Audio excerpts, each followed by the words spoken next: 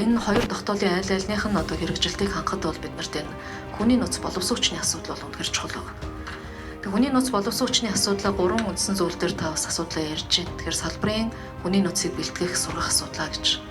Яг энэ дээр ямар бодлого барьж байна? Хүдээчгүй их сургуультайгаа одоо гол яг хүдээчгүй салбарын мэрэгчлэлтэн бэлтгэж байгаа энэ сургуультайгаа ер нь ямар уялдаа холбоотой ажиллаж байна? Өнөөдөр хүдээчгүй бол үнэхээр энэ салбарын мэрэгчлэлтний бэлтгэж чадж байна уу?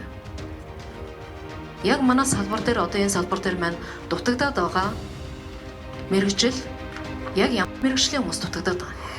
Тэр гаргасан мэрэгчлэр нь гаргасан бодлогоонууд юу байна? Тэр мэрэгчлээ бид нар бэлтгэж чадж байгаа мó?